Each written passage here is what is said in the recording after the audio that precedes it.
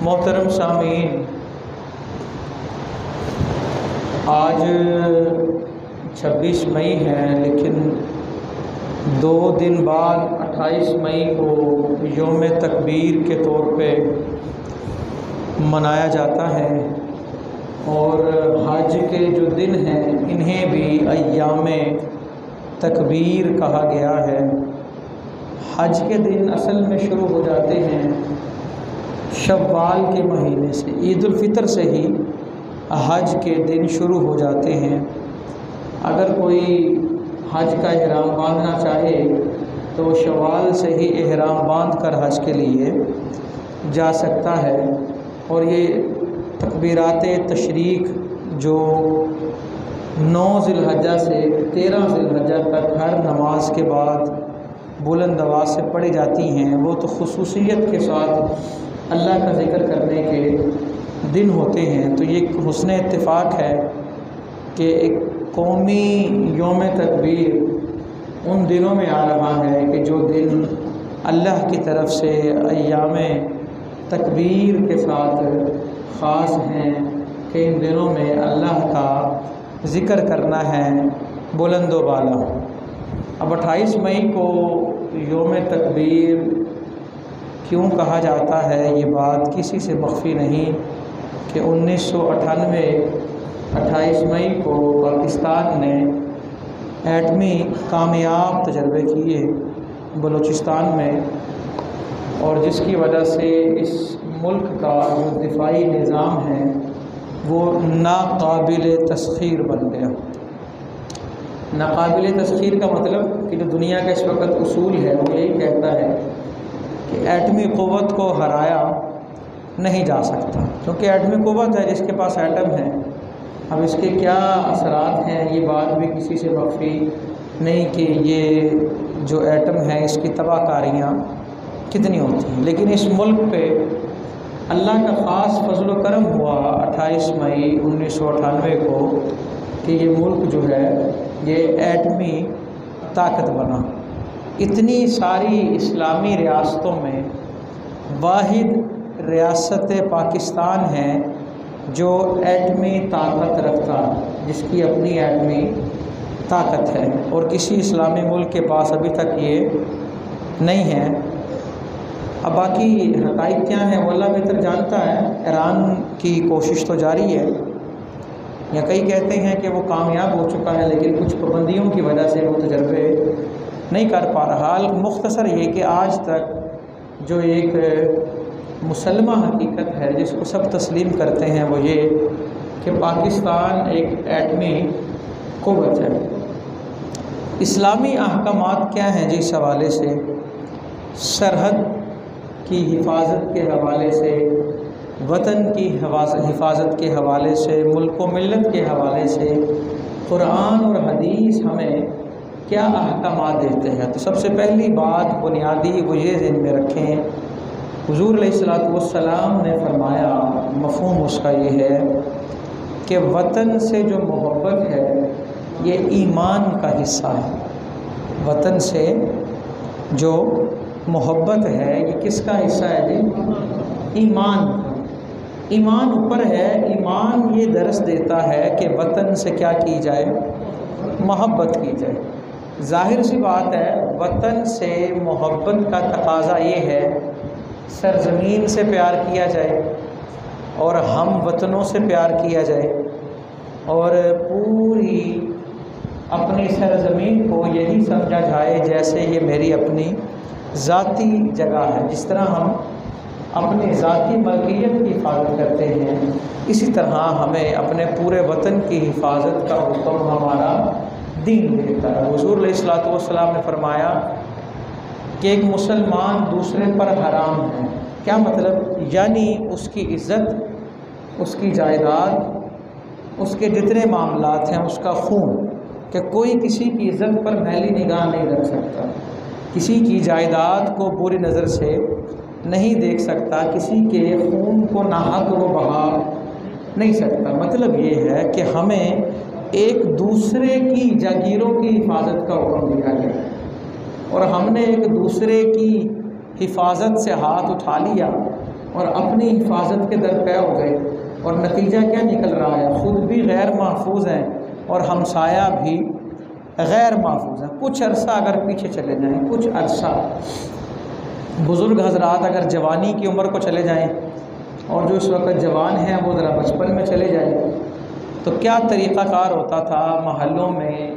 मैं अपने इस इलाके की बात करता हूँ। राइज ये था कि जब कहीं जाना है तो घर की चाबियाँ हमसायों को दे जानी, पूरे घर की चाबियाँ। उस वक़्त कोई CCTV नहीं थे, कोई ऐसा मामला, सारी चाबियाँ हमसायों को दे जानी है कि हम जा रहे हैं, हमारे घर का क्या रखना जी, ख्याल रखना। और वो ख्याल रखते थे। देखिए ना, आज के नौजवान ये तसव्वुर नहीं कर सकते कि वो सफाई तक करके जाते थे, तपड़ी लगा दिया करते थे, और कि इनके घर में ये कई मामला है, वो उसको अपने से ज़्यादा समझते होते थे। ख़ुद भी महफूज थे और हमसाया भी महफूज था, हत्ता कि चीज़ें भी इस्तेमाल करने की इजाज़त होती। फौतगी हो जाती थी तो हर आदमी अपनी बैठक का दरवाज़ा खोल देता था, जनाब आप आएँ, यहाँ पर अपने मेहमानों को बिठाएँ। शादी ब्याहों पे अपने मकानात के दरवाज़े खोल दिए। किसी के घर में कोई मेहमान आ जाए, आम रूटीन, किसी का नानका आ जाता, किसी का दादका आ जाता, तो हमसाये दरवाज़े पे दस्तक देते और पूछते आपको चारपाइयों की ज़रूरत है, कुछ चारपाई की ज़रूरत है, ख़ुद आके पूछते।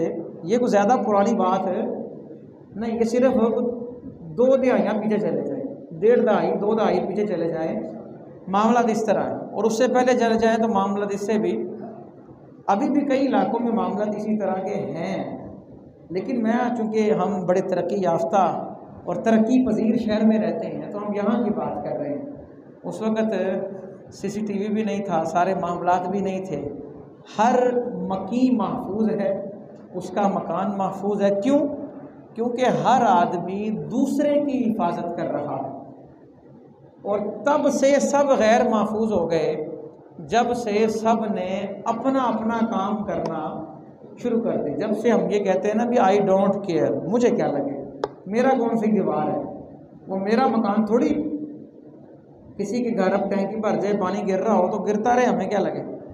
कुछ अर्सा पहले ऐसा नहीं होता था, एक दूसरे का दर्द था। असल में अल्लामा मोहम्मद इकबाल रहमतुल्लाह ताला अलैह ने एक जगह कहा, हम समझते थे कि लाएगी फरागत तालीम, पर क्या खबर थी कि आएगा इल्हाद भी साथ साथ। क्या हम समझते थे तालीम हासिल करके सुकून से बैठ जाएंगे, लेकिन हमें क्या पता था जितना जितना पढ़ते जाएंगे उतना दीन से दूर होते जाएंगे, उतना दीन से दूर होते जाएंगे। हाँ, कुछ लोग हैं ऐसे जो किसी भी दौर में दीन से दूर नहीं होते। अल्लामा ने अपनी बात खुद की, अल्लामा मोहम्मद इकबाल मुसव्विर पाकिस्तान ने अपनी बात खुद की कि जिन्होंने किस किस मुल्क का दौरा किया, कहाँ कहाँ उस वक़्त गए और बड़े मोतबर और बड़ी इज़्ज़त के साथ, और कहाँ कहाँ उन्हें अज़ान देने का मौका मिला, और उन्होंने कौन कौन सी तहज़ीब देखी, और यही बात कही कि खीरा न कर सका मुझे जलवाए दानिश फ़रंग। खीरा का मतलब होता है भा जाना।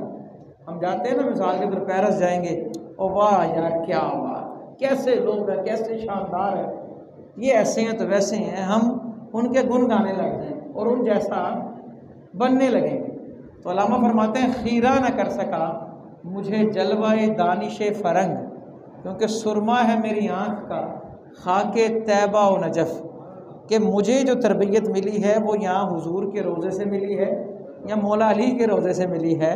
तो लिहाजा मेरी नज़रों में जब इनका दरबार का सुरमा है तो मेरी नज़रों में गैर कोई समा सकता नहीं। यानी कि इंसान की जब पक्की लो कहीं लगी हो फिर वो भटक नहीं सकता।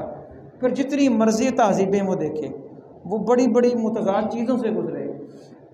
बहुत से इलाके मुसलमानों ने इस तरह फ़तह किए, तारीख़ पढ़ के देखें तो कि मुसलमानों की फ़ौज गुज़र रही है और दुश्मनों ने मुसलमानों की फ़ौज का ध्यान भटकाने के लिए इनके रास्ते में नीम और यहाँ लिबास में मलबूस ख़वातीन को खड़ा कर दिया। लेकिन क्या मजाल है किसी ने आँख उठा के भी देखा हो, क्योंकि उनकी आँखों का सुरमा खाके तैबा व नजफ़। और यहाँ पर भी मामला इसी तरह के थे। लेकिन मुसलमान कमज़ोर क्यों हुए कि इनके अंदर बेहयाई को बेहयाई का जो जरासीम है वो डाले गए, इंजेक्ट किए गए किसी भी तरीके से, तस्वीर के ज़रिए, किसी भी तरीके के ज़रिए या जिस तरह करके भी, तो जिसकी वजह से अल्लामा मोहम्मद इकबाल रहमतुल्लाहि ताला अलैह ने अंग्रेज़ों की जब चाल को देखा और समझे तो यही कहा कि ये फाका कश मौत से डरता नहीं ज़रा। मुसलमानों की बात की ना तारीख़ की, फाका कश के रहता भी भूखा है और मौत से डरता।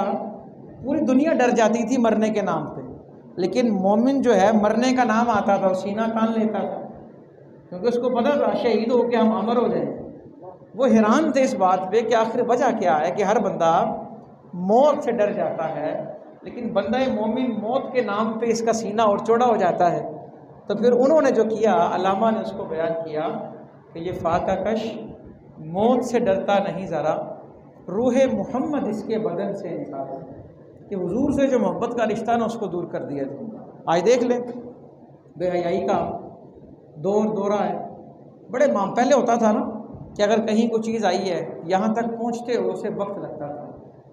अब सोशल मीडिया का दौर है, एक ही साथ वो ओपनिंग सेरेमनीज़ हो रही हैं, एक ही साथ चीज़ें जो हैं वो इजादात हो रही हैं, एक ही साथ बेहयाई के जितने प्रोग्राम हैं वो सारे लॉन्च हो रहे हैं एक ही साथ, और एक ही वक्त में हो रहे हैं, एक ही जगह पे हो रहे हैं। तो कहने का मकसद ये है, बात फिर उसी नुक्ते पे लेके जाऊंगा कि जब हम एक दूसरे की हिफाजत करते थे तब हम सब महफूज थे।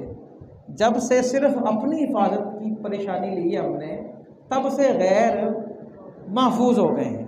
तो यानी कि अगर सब हिफाजत करना चाहते हैं अपनी, तो एक दूसरे की हिफाजत हम करना शुरू कर दें। हदीस पाक ज़हन में रखें, इसको बेशक बड़े हरूफ में घरों में भी लगाना चाहिए ताकि बच्चे उठते बैठते इसको पढ़ें।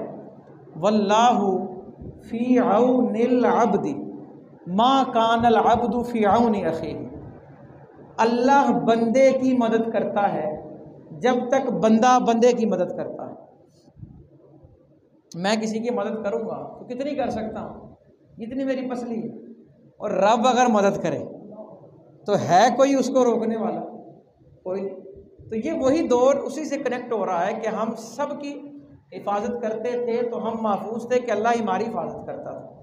अब देख लें, दीवार से दीवार मिली है, घर से घर मिले हैं, लेकिन साथ वाला दूसरे के हाल पर मुत्तले नहीं। सीसीटीवी कैमरे लगे हैं, बड़ा जदीद दौर है, बड़े मामला हैं, जदीद चीज़ें अपनानी चाहिए, इनका इनकार नहीं है। लेकिन ये ना हो कि इंसान मशीनों के अंदर इतना वो गुम हो जाए कि उसे मुआशरत से दूर होना पड़े। इंसान को मुआशरती हैवान कहा जाता है। मुआशरती हैवान का मतलब इसने लोगों के साथ मिलजुल कर रहना है। लोग अच्छे भी होंगे और लोग बुरे भी होंगे, नेकी करने वाले भी होंगे, बुराई करने वाले भी होंगे। इसके बगैर दुनिया का निज़ाम जो है वो ख़त्म हो जाए।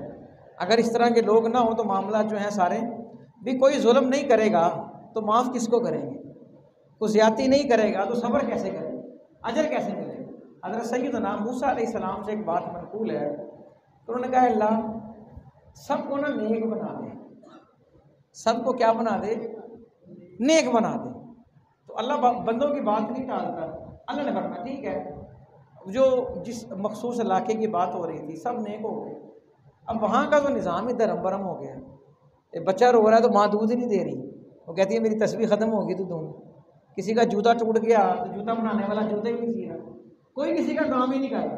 गरीब मुसल्ले से उठेंगे तो गए, तो बिलाखिर अर्ज़ करने लगे या अल्लाह तेरा निज़ाम है, तू ही बेहतर जानता है कि निज़ाम किस तरह चलाना है, जिस तरह तू बेहतर जानता है निज़ाम को उस तरह चला। ये अल्लाह का निज़ाम है, इसके बगैर कायनात का जो मामला है वो क्या हो जाएगा।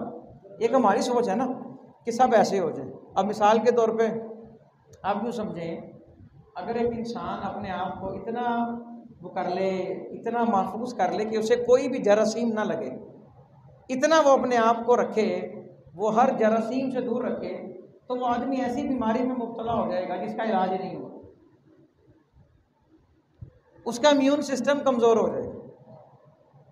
ऐसे ही है ना, बहुत सी मिसालें ऐसी भरी पड़ी हैं। लोगों ने अपने ऊपर करोड़ों रुपए लगा दिए कि जनाब हमें 150 साल तक मौत नहीं आएगी, लेकिन वो 50 बरस की उम्र में मर गया। उसका नाम मैं नहीं लूँगा, वो इस काबिल ही नहीं उसका नाम लिया जाए। सिर्फ मिसाल दे रहा हूँ कि क्यों मर गया। बाद में डॉक्टरों ने वजह क्या बयान की, वो कहते हैं ये इसलिए मर गया, इसने एहतियात बहुत ज़्यादा की थी, और डॉक्टर ही कहने वाले थे। अब देखें, वो लोग, सफाई पसंद होना चाहिए, इंसान पाकीज़ा रहे, साफ़ सुथरा रहे, लेकिन एक मिसाल दे रहा हूँ वो ये कि एक वो बच्चे जो रूढ़ी पे पलते हैं उनका इम्यून सिस्टम कितना स्ट्रॉन्ग होता है, बीमार भी नहीं होते वो, डॉक्टर के पास उन्होंने कभी जाते भी नहीं। अब इसका मिसाल पता क्यों दे रहा हूँ, ये दे रहा हूँ कि रोटी का टुकड़ा नीचे गिरा, हम उसको उठा के झाड़ के खाने में शर्मिंदगी महसूस करते हैं, हालांकि हुजूर अलैहिस्सलाम को हम उसको खाएं, झाड़ें और खा लें। हम कहें नहीं जनाब जरासीम लग गई, ये हो जाएगा, वो हो जाएगा। बहुत सी चीज़ें ऐसी हैं, इंसान को चोट ना लगे ना, वो भी किसी बीमारी में मुब्तला हो जाता है जिसका इलाज नहीं होता। कुदरत का निज़ाम है, और कुदरत का जो मामला है ना, उसके साथ टक्कर बंदे को नहीं लेनी चाहिए। तो कुदरत ने इंसान को मुआशरती हैवान बनाया कि इसने लोगों के साथ मिलजुल कर रहना है। जब से लोग, आप रिसर्च करके देख लें, सर्वे कर लें, उन इलाकों में चले जाएं जहां लोग एक दूसरे के हालात से मुत्तले नहीं होते। लाहौर शहर की बात कर रहा हूँ, किसी घर में फौतगी हो जाए तो साथ वाले को नहीं पता लगता कौन फौत हुआ है, मेहमान भी हज़ारों आ जाए नहीं पता लगेगा जब तक वहाँ से कोई जनाजा ना उठे या कोई ऐसा मामला ना हो, मुत्तले नहीं होते। अब इन इलाकों में चले जाएं तो वहाँ पर सबसे ज़्यादा जो बीमारी होगी वो डिप्रेशन की होगी। लोग सबसे ज़्यादा वो अफसुर्दगी वाली ज़िंदगी बसर कर रहे होंगे, टेंशनें भरी होंगी। वजह क्या लगे रहते सेपरेट है। ये वो हैं जो कहते हैं जी हमें किसी से क्या लेना देना। ये सोच ही इंसानियत के ख़िलाफ़ है कि हमें किसी से, अगर ये सोच होती तो आज हमारे पास ये अलहदा ममलुकत कायम ना होती, इस रियासत का वजूद ही ना होता कि हमें किसी से क्या लेना देना। समझ आई ना। ये खैर पाकिस्तान बनाने में बहुत से खून बहे, बहुत से लोग कत्ल हुए, 10 लाख लोग आज़ादी की रात जो गिनती की गई, कितने जी, 10 लाख लोग, 1 मिलियन। उस वक्त आबादी भी तो देखें कितनी थोड़ी, और उसमें से 10 लाख लोग कत्ल हो गए। किस लिए जी? ताकि हमारा एक मुल्क बन सके। 10 लाख लोग कत्ल हो गए, और जो लाखों लोग जिंदा रहे लेकिन मुर्दों से भी बदतर हो गए, और जो लाखों इस्मतों को दरेक किया गया। ये सारे मामला एक अलग अपनी जगह। अब देखें, अब इसके अंदर से कुछ लोगों, एक बंदे ने ना बड़ी खूबसूरत बात की। वो कहते हैं चूँकि कायद-ए-आज़म मोहम्मद अली जिन्ना बीमार थे और उन्होंने अपनी बीमारी को शो नहीं किया, क्योंकि अगर वो बता देते मैं बीमार हूँ तो हो सकता है वो लोग कहते कि जनाब कितने को दिन ज़िंदा रहेंगे। उन्होंने शो ही नहीं किया कि मैं सरेआम इलाज कराऊँ, और उनका जो मुआलिज था वो गैर मुस्लिम था, उससे वादा लिया था कि किसी को शो नहीं करना था। वो किसी ने कहा, उसने कहा जी हो सकता है कोई अगर वो मुसलमान होता तो वो शो कर देता। उस वक़्त भी गद्दारियाँ की ना, कलमा पढ़ने वालों ने भी इसकी मुखालफत की, और उसके बाद भी कुछ अरसा कबल भी, ये चंद साल पुरानी बात है, हमारे एक कौमी टीवी चैनल पे एक मखसूस जमात के नुमाइंदे ने बैठकर ये बात कही, नाउज़ बिल्लाह, उसने कहा जी हम पाकिस्तान बनाने वाले गुनाह में शामिल ही नहीं। ये हमारे इधर टीवी चैनल, ये और रिकॉर्ड बात मौजूद है, आप सर्च कर सकते हैं, ढूंढ सकते हैं। एक मखसूस जमात के कारकुन ने, वो बड़ा मुअम्मर आदमी था जिसने ये बात, उसने कहा जी हम इस गुनाह में शामिल ही नहीं। और आज बड़ी माजरत से वो लोग भी हमारी सियासत में हैं जिन्होंने ये नारा लगाया कि ये पाकिस्तान नहीं ना पाकिस्तान है, अस्तगफिरुल्लाह, और हमने जनाब फिर उनके हाथों में आ दिया हो। हाँ जी, वो जो कहते थे पाकिस्तान का बे नहीं बनने देंगे। वाकई देखें, ये बातें मैं कर इसलिए रहा हूँ कि ये पाकिस्तान जो है, चूँकि 28 मई है ना, परसों यौम तकबीर, सिर्फ एक दिन ऐसा है कि जिस दिन हमें ये सारी चीज़ें ज़ेहन नशी करनी होंगी कि पाकिस्तान जो ख़िता बना था ना, ये नाकाबिल तस्खीर हो चुका, इसे अब कोई शिकस्त नहीं कर सकता, कोई इसे हरा नहीं सकता। हाँ, अब देखिए ना, अब दुश्मन ने इसको हराने के लिए क्या किया, इसकी जड़ें खोखली करना शुरू कर दी।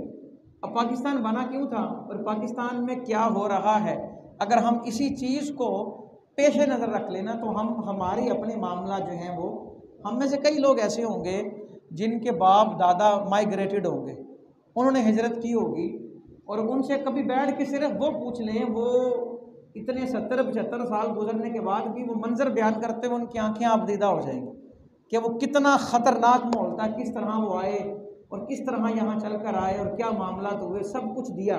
हमने तो कुछ नहीं दिया ना, हमने तो लिया है, हमें तो दिया है इस मुल्क ने, हमने तो इस मुल्क को कुछ नहीं दिया। तो लिहाजा दीन देखें, दीन वतन के हवाले से क्या पैगाम दे रहा है। हुजूर फरमा रहे हैं कि वतन से मोहब्बत करना ईमान का हिस्सा है और वतन से मोहब्बत का तरीका ये है कि हम वतनों से मोहब्बत की जाए, हम वतनों की हिफाजत कीजिए। वतन महफूज कैसे होगा? जब हम वतन महफूज होंगे, हम वतन। और हुजूर ने क्या फरमाया अलैहिस्सलातु वस्सलाम ने, आपने फरमाया वो बंदा मुसलमान ही नहीं जिसकी ज़बान और हाथ से दूसरा मुसलमान महफूज हो, महफूज ना हो। और वो बंदा भी मुसलमान नहीं कि जिसके शर से उसका हमसाया महफूज ना हो। देखिए ना, आज अमेरिका को हाथ डालने की बातें तो सब करते हैं, अमेरिका मुर्दाबाद है, लेकिन हमारे अंदर बैठा शैतान मुर्दाबाद नहीं है, हमारी वो हरकतें मुर्दाबाद नहीं है। जब तक हम अपने नफ्स अम्मारा पे काबू नहीं पाएंगे ना, तब तक ये दुश्मन के बारे, जो अलानिया दुश्मन है उसके बारे में हम जो बातें करते हैं, ये खोखली बातें हैं, ये खोखली तड़ी है, ये सूखी तड़ी है। तो ऐसे मामला नहीं चलेगा। देखें, अल्लाह रब्बुल इज़्ज़त ने ना सूरह अनफाल में मोमिनों को एक नेमत याद कराई। क्या याद कराई जी? एक नेमत। ये ग़ज़वा बदर की बात है जी। ग़ज़वा बदर को, ग़ज़वा बदर जब हुआ ना, सूरह अनफाल में ग़ज़वा बदर का जिक्र है। अल्लाह ने मोमिनों को उसके बाद मक्की दौर याद कराया। कौन सा जी? ग़ज़वा बदर के बाद पावर हो गई ना, अब काफिर जो है वो डरने लग गए। तो कहते थे नहीं जी, ये 313 थे और जिस्म पे लिबास भी पूरा नहीं था, तलवारें तो दूर की बात है ना, 313 के पास दर्जन तलवार है, सिर्फ दर्जन तलवार, और बंदे कितने हैं जी? 313, और पूरा जिस्म ढांपने के लिए लिबास भी नहीं है। और इन्होंने 1000 को शिकस्त दी, और 1000 वो था जो सर से लेकर पाँव तक लोहे के लिबास में मलबूस था, और उनको हरा दिया, शिकस्त दी। अब काफिरों पे रोब तारी हो गया, दबदबा तारी हो गया, मुसलमान मजबूत हो गए। चर्चा होने लगा कि जनाब मदीने में जो रियासत कायम हुई है ना, उस रियासत को कायम करने वालों के अंदर ताकत बहुत ज़्यादा है। तो अल्लाह ने याद कराया, अल्लाह ने कहा बस करूँ, याद करो उस वक़्त को, इज़ अंतुम कलीलुन, जब तुम थोड़े थे। क्या थे जी? कितने थे जब हिजरत करके आए? 100 भी नहीं थे ना, ये 100 लगा लो सारे मिला के। अब हिजरत के 2 साल के बाद बदर हुई, बदर में कितने हैं जी? 313। कोई इतने को बुजुर्ग या जो जंग में नहीं शरीक हो सके, जो बच्चे हैं घरों में लगा लो, को 500-600 तादाद हिजरत के 2 सालों के बाद, और उससे पहले 100, 200, 300 तादाद लगा लें, ज़्यादा हाथ भी रखें, ज़्यादा फिगर भी काउंट करें। अल्लाह फरमाना तुम लोग थोड़े थे, और होता क्या था? मुस्तदअफ़ून फ़िल अर्द, तुम ज़मीन में बड़े कमज़ोर समझे जाते थे। तख़ाफ़ूना, तुम्हें खौफ था, अन यतख़त्तफ़कुमुन नास, कि लोग तुम्हें उचक ले जाएंगे। हर वक्त ये खौफ था कि अभी हमला हुआ, अभी हमला हुआ, हर वक्त ये क्या होता था? क्योंकि गलबा किनका था जी? मक्के में काफिरों का, मक्के में गलबा किनका था जी? का मुसलमान तो थोड़े से थे ना। तो जब यहाँ आए, बदर हुआ, तो अल्लाह फरमाया फ़अवाकुम वअय्यदकुम बिनस्रिही, अल्लाह ने तुम्हें जगह भी दी और अल्लाह ने तुम्हारी मदद की और तुम्हें पाकीज़ा रिस्क दिया। क्यों? ताकि तुम क्या करो? शुक्र अदा करो। यानी कि अल्लाह की नेमत थी कि अल्लाह ने तुम्हें जगह भी दी, तुम्हारी मदद भी की।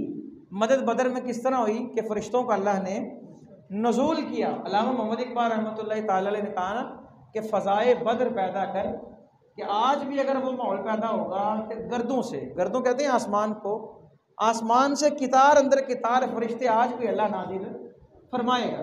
तो देखें, अब अगर हम अपने बुज़ुर्गों से पूछें जिन्होंने पाकिस्तान बनता देखा, आज भी ऐसे लोग मौजूद हैं और दर्जनों की तादाद में मौजूद है कि जिन्होंने अपनी आँखों से वो नज़ारा देखा। उनसे पूछें और फिर हम अगर उसका कंपैरिजन करें तो हमें याद समझ आएगी कि हम कमज़ोर थे, थोड़े थे और कमज़ोर समझे जाते थे। कितने कमज़ोर समझे जाते थे कि ये बर्रे सगीर के अंदर मुसलमानों को कोई नौकरी नहीं देता था, इतने कमज़ोर समझे जाते थे।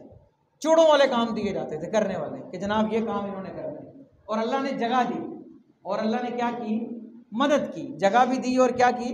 मदद, और सबसे बड़ी मदद बेशुमार अल्लाह की इमदाद है। ये वो मदद है जो 28 मई 1998 को इस पाकिस्तान के अल्लाह ने की, वो ये कि इसे दिफाई तौर पे एटमी कुव्वत बनाया कि पाकिस्तान जो है ये नाकाबिल तस्खीर हो गया। ये मदद किसकी है जी?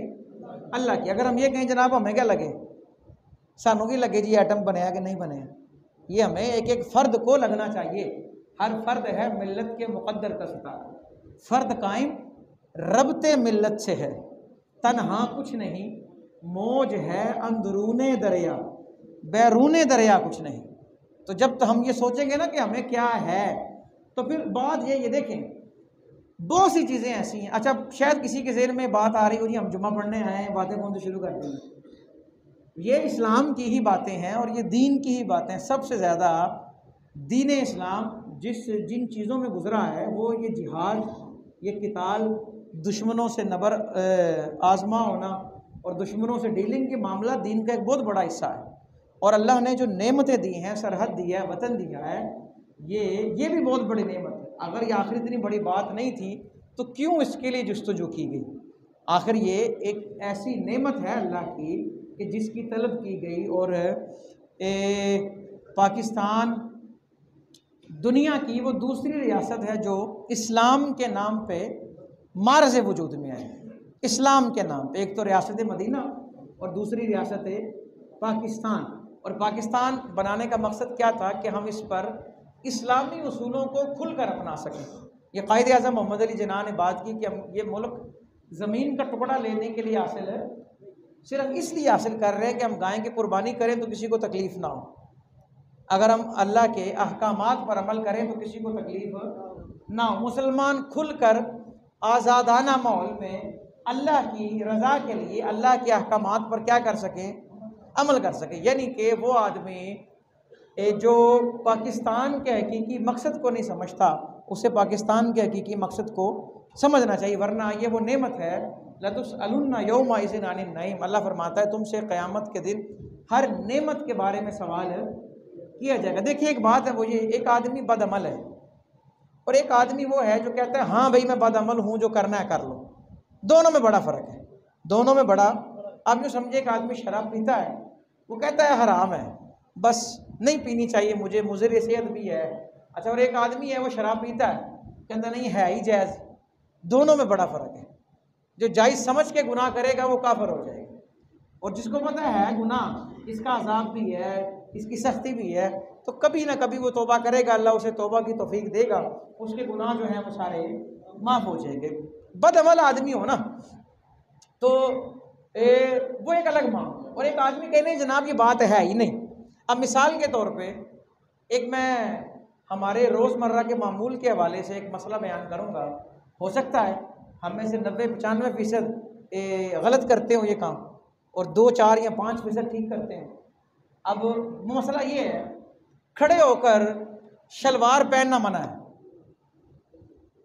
खड़े होकर, और बैठकर इमामा बांधना मना है। जिसने बैठकर इमामा बांधा या खड़े होकर शलवार पहनी, अल्लाह उसे ऐसी बीमारी देगा जिसका इलाज नहीं होगा। हो सकता है कोई कहे जनाब हमने सुना ही पहली दफ़ा है, हालांकि हदीस मौजूद है, कहेंगे हमने पहली दफ़ा सुना है।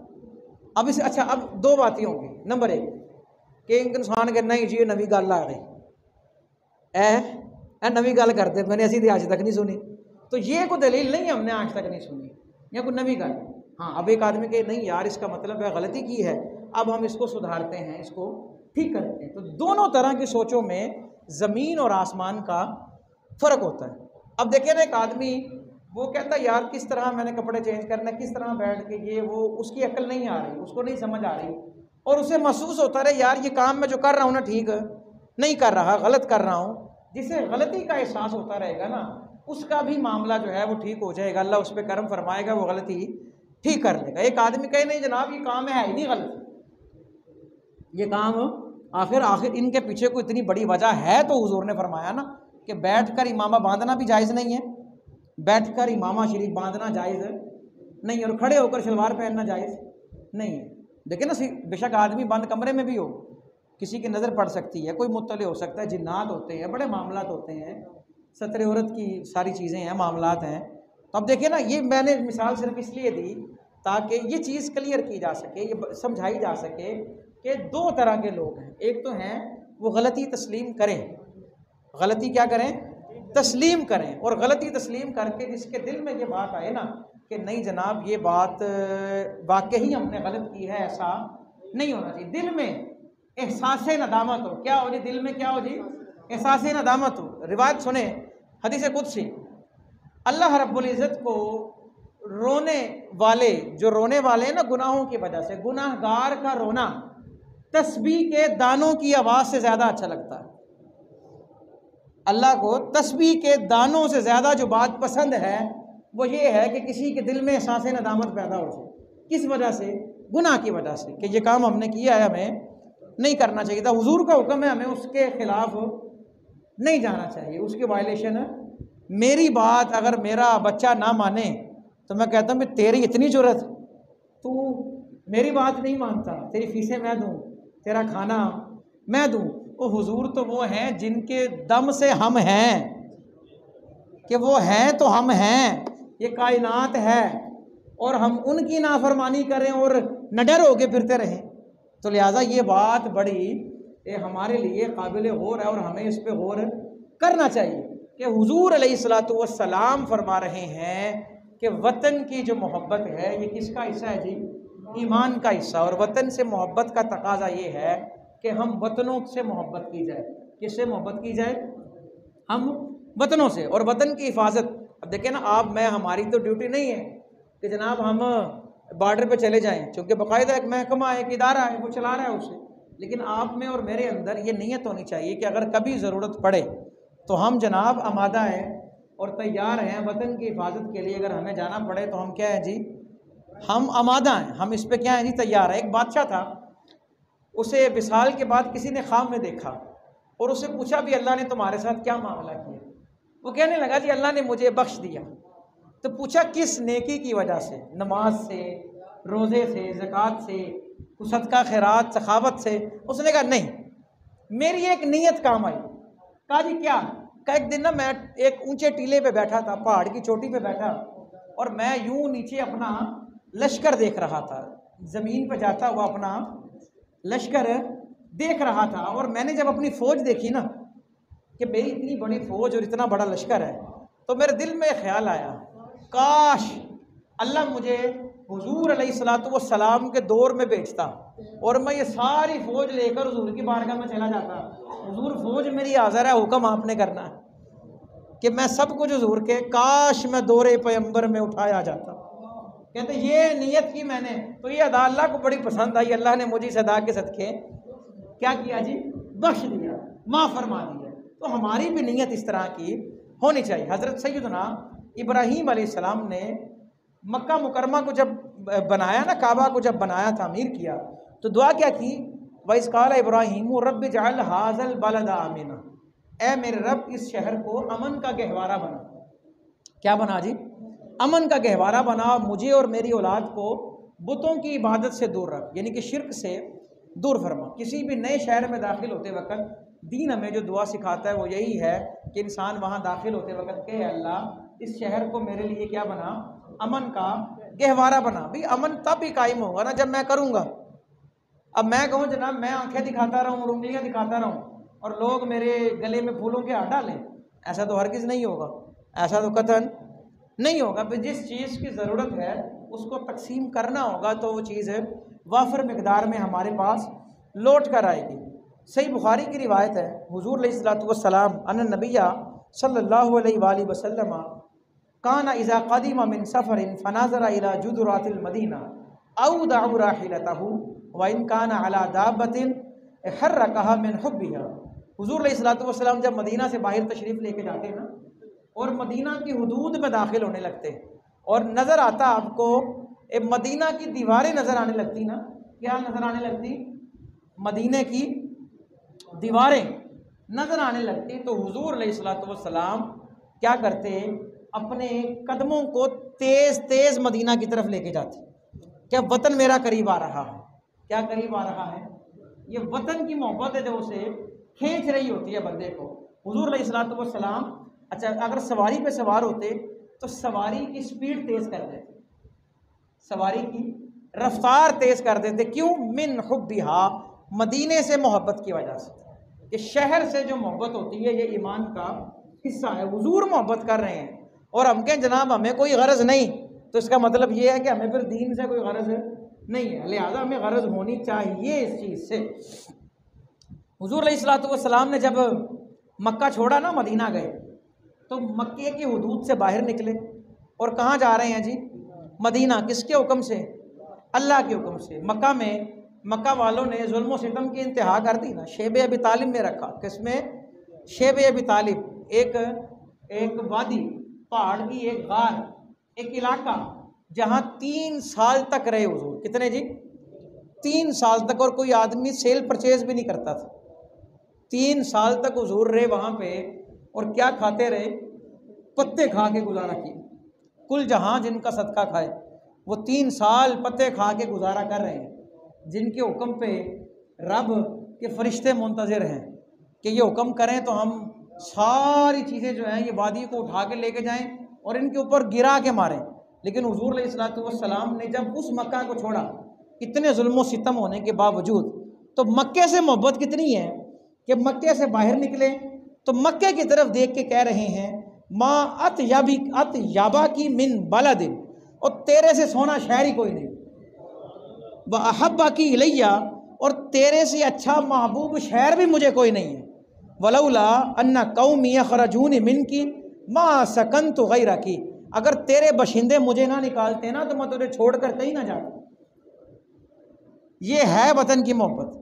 अच्छा, फिर इसका मतलब ये नहीं है कि आप आदमी एक वतन से निकला दूसरे वतन चला गया, वो पुराने को भूल जाए या दूसरे से मोहब्बत ना करे। हुजूर जब मदीना दाखिल हुए, सही बुखारी की रिवायत है, मदीना कहाँ दाखिल हुए जी? मदीना। ये हुजूर का इख्तियार भी समाप्त कीजिए। अल्लाह ने मक्का को हरम बनाया। मक्का को हरम किसने बनाया जी? बोले जी, किसने बनाया? हरम का मतलब ये है कि मुशरिक इस हद को क्रॉस नहीं कर सकते। मक्का में जो हरम की हद है ना, वहाँ लिखा होता है लिल मुस्लिमीन फ़कत, कि सिर्फ मुसलमान, गैर मुस्लिम यहाँ जायज़ ही नहीं है उसका जाना। ये पकीज़ा जगह। मक्का को हरम किसने बनाया? ये सही बुखारी के लफ्ज़ हैं, अल्लाहुम्मा इन्नी उहर्रिमु मा बैना लाबतैहा। ए अल्लाह, लाबतैहा का मतलब ये जो 2 पहाड़ों के दरमियान शहर है ना, ये मदीने की बात हो रही है। अल्लाह, इसको मैं हरम बनाता हूँ। इसको कौन हरम बनाता है? मैं। का तहरीम इब्राहीम मक्का, जिस तरह हज़रत इब्राहीम की वजह से मक्का को हरम बनाया गया, अल्लाह इसको हरम मैं बनाता हूँ। अल्लाहुम्मा बारिक लना फ़ी साइना व मुद्दिना, अल्लाह हमारे लिए यहाँ के सा और मुद में बरकत अता फरमा।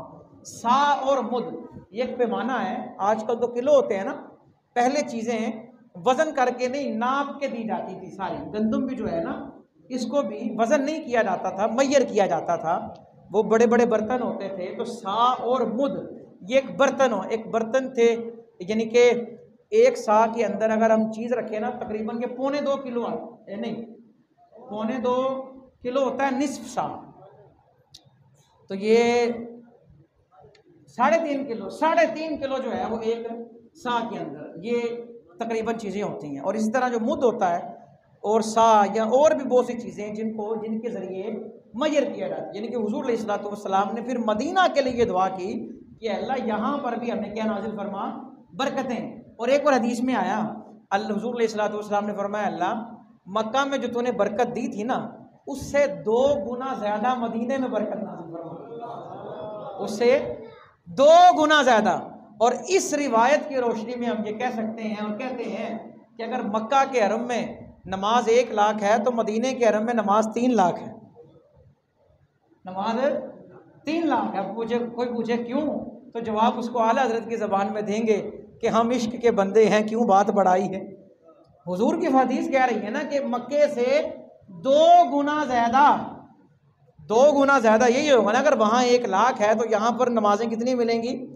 3 लाख नमाजों का सवाब। हो सकता है किसी को इससे भी ज़्यादा मिले और हो सकता है किसी को कुछ भी ना मिले। बात वहाँ जाने की नहीं है, वहाँ जाकर उनका बनने से है। मदीने में होना काफ़ी नहीं है, मदीने में होकर हुजूर का बनना बड़ा ज़रूरी है। मदीने में 2 पहाड़ हैं, एक पहाड़ को मुनाफिक पहाड़ कहते हैं अब मदीना जाए किसी से पूछ ले, हर बच्चा आपको बताएगा वो फलाना पहाड़ मुनाफिक है, और एक पहाड़ है जिसको आशिक पहाड़ कहते हैं, जिसको ओहद कहते हैं। अब हैं तो दोनों मदीने में, लेकिन मदीने में रह कर एक मोमिन है और एक मुनाफिक है। वजह पता क्या है? हुजूर अलैहिस्सलातु वस्सलाम फरमाते हैं, इन्ना उहुदन जबलुन युहिब्बुना व नुहिब्बुहु। ओहद है तो पहाड़ी, लेकिन शान इसलिए दे रहा हूँ, ये मुझसे मोहब्बत करता है और मैं इससे मोहब्बत करता हूँ। कि मदीने में होना काफ़ी नहीं है, मदीने वाले का होना ज़रूरी है। अबू जहल ने काबे का गिलाफ पकड़ के दुआ की, सूरह अनफाल में दर्ज है, अल्लाहुम्मा अम्तिर अलैना हिजारतम मिनस समा अव इतना भी अज़ाबिन अलीम। अल्लाह अगर ये सच्चे हैं ना तो मुझ पर आसमान से पत्थर बरसा और यहाँ मुझ पर अज़ाब अलीम, दर्दनाक अज़ाब भेज। कौन मांग रहा है दुआ? ये अबू जहल। और क्या पकड़ के? काबे का गिलाफ। काबे का गिलाफ पकड़ा, काबे का मुतवल्ली है, काबे की चाबियाँ उनके पास हैं, लेकिन वो उनका नहीं कि काबा जिनको अपना काबा कहता है, तो लिहाजा वो आदमी मोतबर नहीं है। और अल्लाह ने क्या आयत नाज़िल फरमाई? अल्लाह ने कहा, वमा कान अल्लाहु लियुअज़्ज़िबहुम व अंत फ़ीहिम। मेरे महबूब जिस कौम में आ जाएं तो अल्लाह की ये शान नहीं कि उस कौम को अजाब में मुब्तला करे, कि कहीं जाना ज़रूरी नहीं मदीने वाले का बनना। आज लोग देखे ना, लोगों का खून पसीना चूस के जी हम मदीने जा रहे हैं, और वो मदीने वाले के आई नहीं, वो मदीने वाले के यहाँ वो करते हैं, 2 नंबरियाँ करते हैं, जालसाजी करते हैं, हक मार रहे हैं लोगों का, और वो जा रहे हैं और कहते हैं जनाब हम उम्रा करने जा रहे हैं, हम हुजूर के रोज़े पे जा रहे हैं, तो ये चक्कर ही होगा, ये हाज़री। कई लोग जो नहीं जा सकते वो यही हैं, लेकिन अल्लाह ने उनके दिलों को मदीना बनाया हुआ है। बात सिर्फ ये है कि उन्होंने अपने दिल में मदीने वाले को बसाया हुआ है। तो हुजूर फरमा रहे हैं वतन की मोहब्बत ये क्या है जी? ईमान का हिस्सा। 3 बातें और गुफ्तगू ख़त्म। बातें तो वैसे काफ़ी सारी थी आज की, लेकिन वक़्त हमेशा की तरह ख़त्म हो जाता है। अच्छा, एक चीज़ पहले ज़हन में रखें, एक शेर की सूरत में, जहाने ताज़ा की अफ़कारे ताज़ा से है नमूद। जहाने ताज़ा की अफ़कारे ताज़ा, यानी कि जहान ज़िंदा तब होगा जब सोच ज़िंदा हो। जहाने ताज़ा की अफ़कारे ताज़ा से है नमूद के, संगो खिश्त से होते नहीं जहाँ पैदा।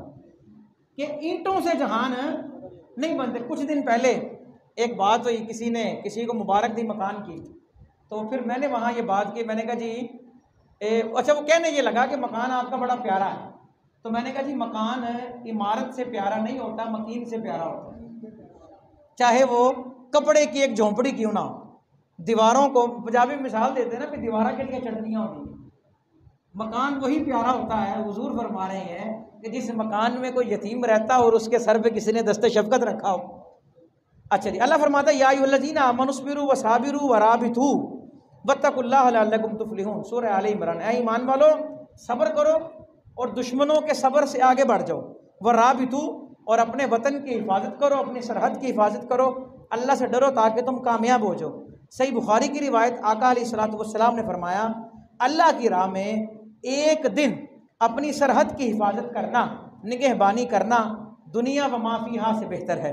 और सही मुस्लिम की रिवायत, हज़रत सलमान फ़ारसी रज़ी अल्लाह ताला अन्हु बयान करते हैं कि आका अलैहिस्सलातु वस्सलाम ने फरमाया कि जो आदमी एक दिन और एक रात अपने वतन की हिफाजत करता है तो अल्लाह उसे 1 महीने के रोज़ों और क़याम से ज़्यादा सवाब अता फरमाता है। और अगर वो हिफाजत करते हुए मर गया तो बंदा तो मर जाएगा, लेकिन रोज़े और क़याम का सवाब ख़त्म नहीं होगा। और ये वाहिद वो आदमी है अल्लाह जिसे कब्र के फितने से महफूज रखेगा। वो हिफाजत करने वाले की शान ये है।